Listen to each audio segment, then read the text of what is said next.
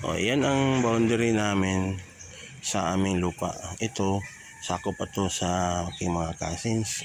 Santol yan. At sa gitna niyan, yung may pinya, yan yung boundary talaga. Kaya tinamnan ko yan ng namdukmay. Yan, medyo malaki-laki na. Kasunod yan, meron yung latexless na langka. Yan. Yung puno na yan. Beyond yan ay meron pang isang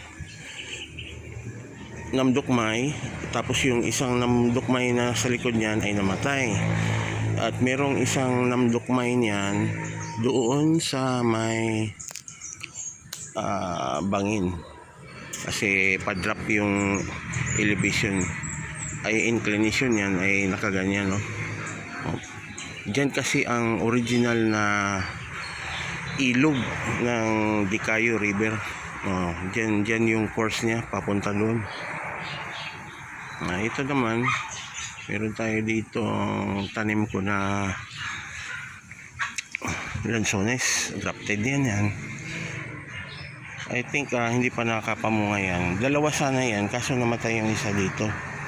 At yung pomegranate naman na tinanim dito, namatay rin. Kaya hindi magandang spot ito dito.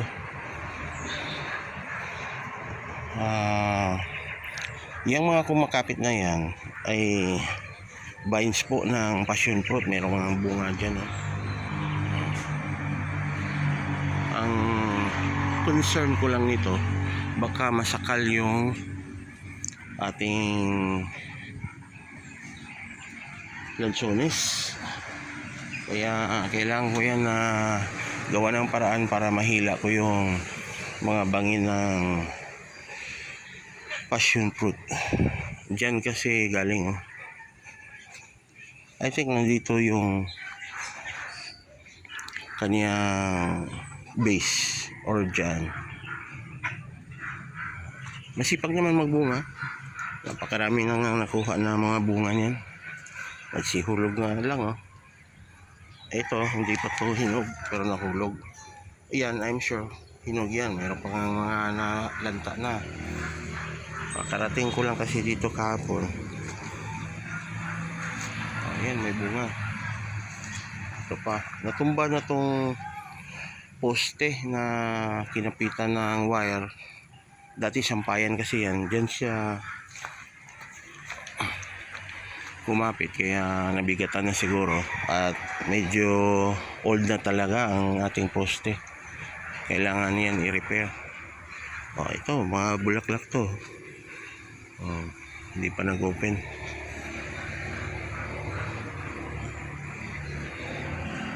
Sipag-sipag lang mga ka-farmer. Balang araw meron ding ma-harvest. Ito anato.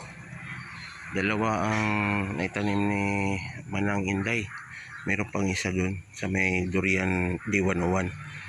D101 na yan. Medyo nakalbo yan dati nung El Nino, pero ngayon ayan, naka-recover. Tinanim ko yan way back 2013, ganyan. Dahil nasira siya nung nakaraang mga El Nino, wala ako dito. Hindi nabunuhan siguro yan. Walang pruning.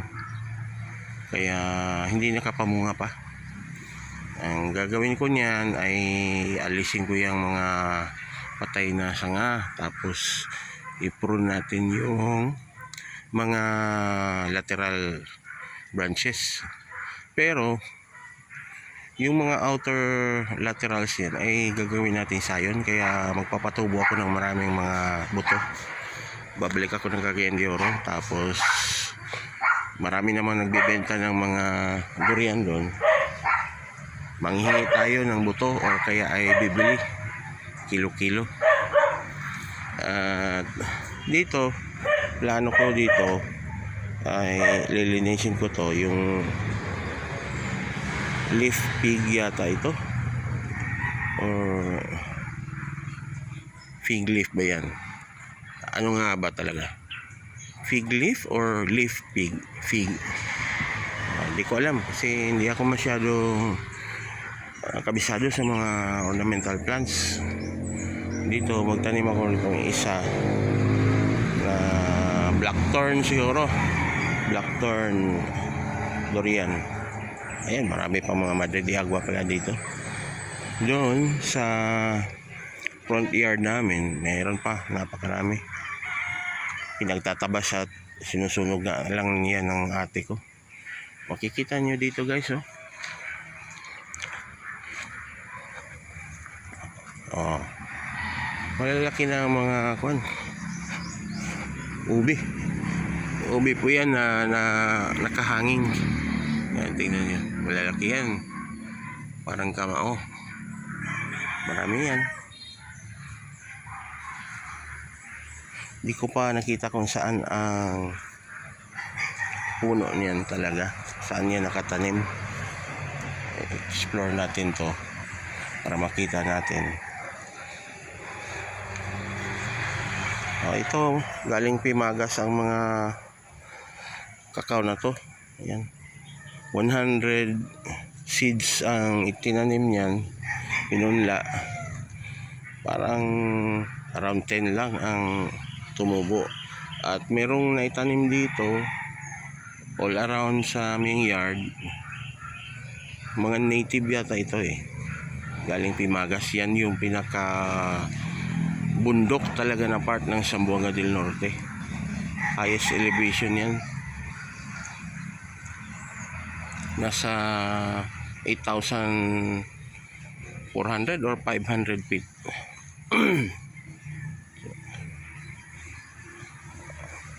Merong mga existing dito na mga seedlings ng langka. Ayan,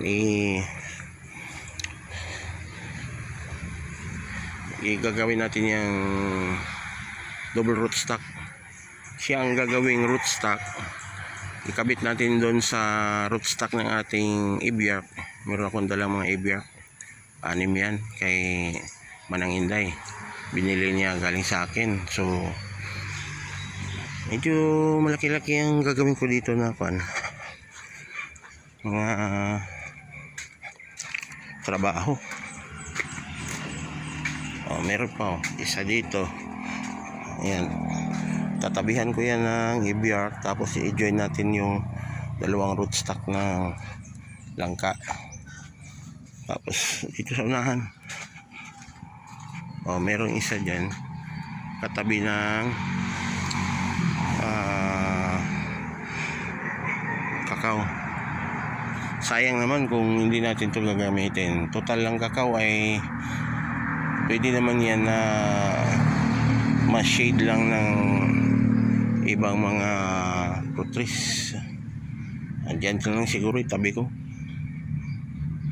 Ang kakao kasi kapag single lang siya na crop or monocrop, hindi talaga siya magbunga ng maayos. Masakitin, vulnerable siya sa drought. Kaya maganda yan na meron siyang shade. Tatabihan natin yan ng EPR. Dito.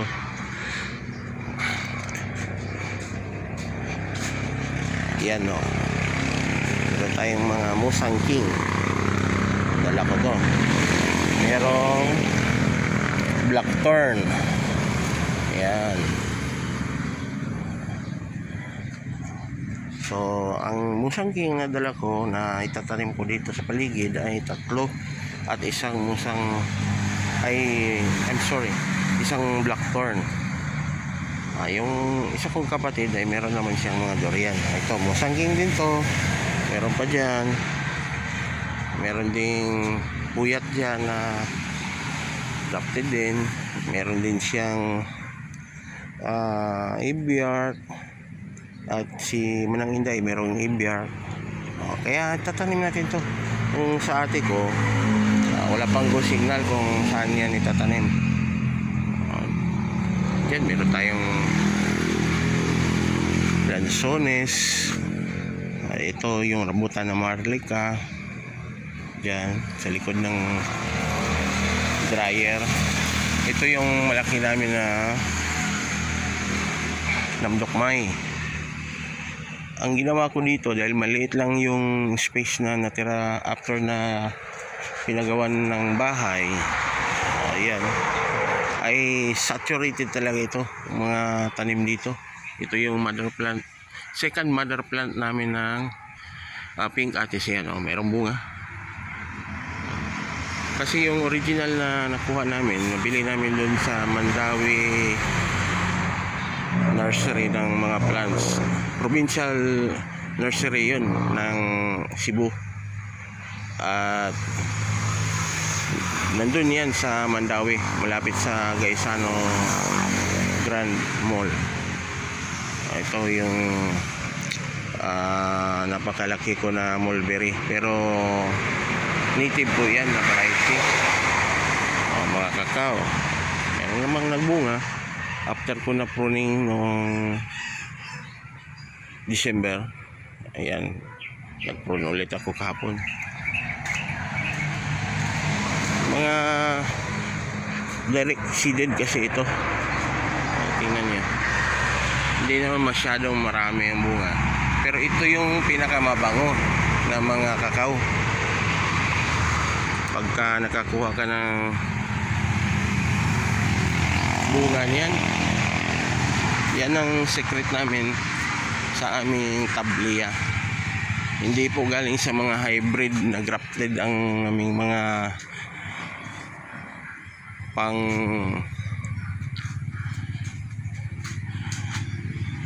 mix namin sa aming mga beans. Meron kasing nabibili galing sa Maragusan, meron din dito sa lokal lang. Shout out nga pala kay Rebecca Riba. Yung mga cacao beans ay nakarating po yan dito. Yan yung main namin na beans na binibilad, ginigiling, tapos nagbe-blending kami galing dito sa aming mga native na cacao. Ayan. Meron kasi ako dito dati nursery ng cacao, at itong mga cacao na ito ay mga tira-tira ito galing sa aking nursery. Kaya tingnan nyo, hindi na nabunot yung ibang mga cacao, na overgrown sila dyan. Hindi rin nila alam kung kailangan ba nilang bunutin or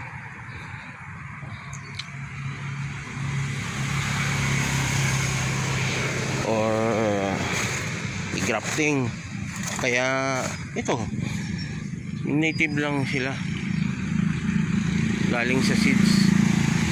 Makikita nyo, merong mga maliliit na bagong tubo, tig 1 year old, meron tig 2 years old, 3 years old. Itong mga namunga na, matagal na to.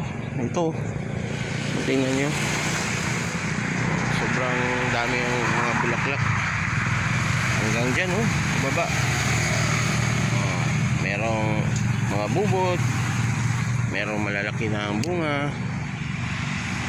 Masisipag naman ang mga direct seeded pagka na-prune po ng maayos.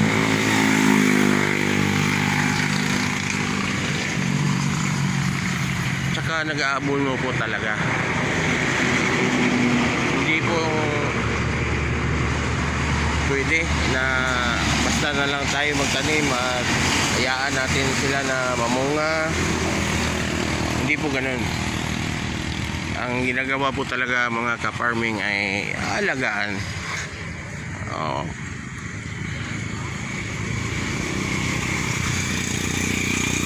Ito, less productive ito kasi water spout yan. Tingnan nyo, isa lang yung bulaklak niya. Kailangan ko siguro itong i-remove. Ay, meron pa pala dito. Kaya lang, less productive talaga ang sanga na to.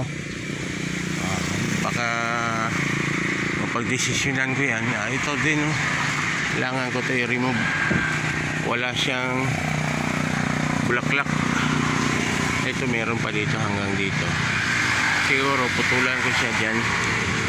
Alisin ko yung sanga na yan. At saka ito dito sa may nagsanga na. Hindi ko pala na kumpleto yung pag-pruning ko kahapon. Gumagabi na kasi mga ka-farming, kaya hindi natin natapos. Ito yung pinaka laki natin na bunga. Pag namunga ito, Golden Queen po ito, natumba kasi medyo nagkakaroon ng tubig dyan kasi parang depressed area yan na tutubigan dyan. Pag laging umuulan, hindi agad yan na drain hanggang doon, kaya kailangan ko tong lagyan ng drainage canal dyan. Malaking trabaho mga ka-farming. Ito naman yung Gear Quesar. Ito ang pinaka rare namin na collection ng mangga, galing India yan. Gear Quesar, merong gear kasi geographic tag. Merong bunga yan kasi babaw malaki. Hindi kasi ito nai-sprayan. Ayan, merong bunga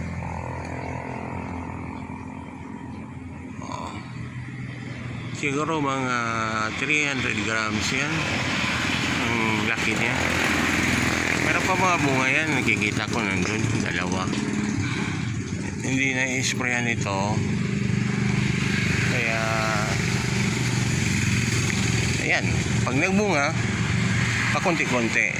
Hindi pa namin ito nakukuhanan ng sayon kasi kailangan namin ng napakaraming rootstocks para ma-propagate ko ito, ang ating Golden Queen at saka Gear Quesar. Ito, maraming mga lansones pa dyan. Meron pa doon, 3 doon. Katabi ng ating namdokmay dito ay merong malaki na rin ang Bangkok Santol. Ayan, kailangan din na i-manage ito, i-pruning kasi maraming mga lateral branches. Tapos ito dito kailangan siyang putulan hanggang dyan para itong mga kakao natin ay maiinitan naman. Itong branch nito ng namdokmay, kailangan ko rin itong alisin. Kailangan ko ng assistant. Okay, kailangan ito ipaputol ng ma-hire na worker. Pero sa ngayon, huwag muna kasi ang daming bulaklak kung makikita nyo, marami pong bulaklak. Sa side na yan, napakaraming bulaklak ngayon. Makikita natin yung mga bulaklak na yan pagka nandun tayo sa labas sa may kalsada.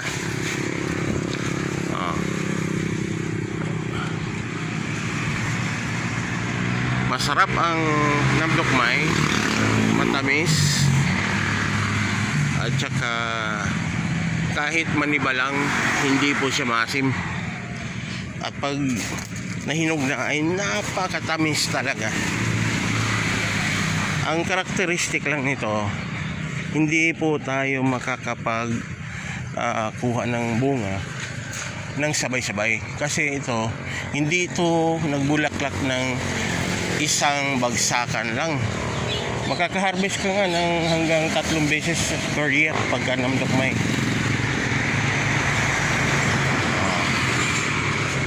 Dito meron pa akong last na naitanim na double rootstock yan. Lansones. Kailangan natin pa sigurong isa pang fruit tree doon, biyan nitong kakao. Malaki pang space dyan sa corner. Kung gagamitin naman itong front yard na ito, kung maggawa ng tindahan, ay i-manage na lang natin yung ating tatanim na fruit trees dito sa paligid. Diyan siguro kailangan na pag maggawa ng kape or sikwatihan,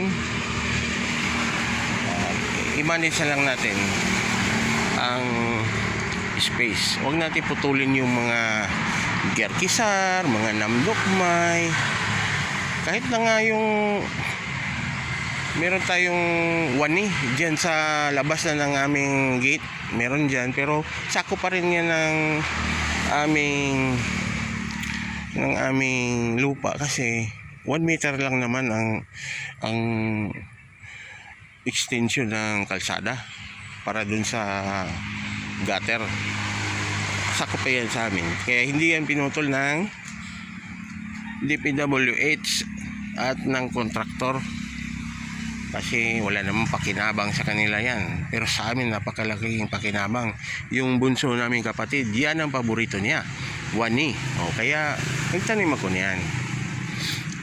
Shout out nga pala sa aking kapatid na si Rosita Ascuna dyan sa Australia. Hello, hello, kumusta na? Okay, yan lang po muna mga ka-farming. Ang daming mga ornamental plants dito. Sa mga gustong bumili, punta kayo rito. Nandito ang aking sister. Pwede nyong i-haggle yung presyo pagka gusto nyo bumili ng mga tanim dito. Marami pong mga tanim dito talaga. Kayo na mag-negotiate kung magkano ang bibiliin nyo, magkano yung presyuhan nyo.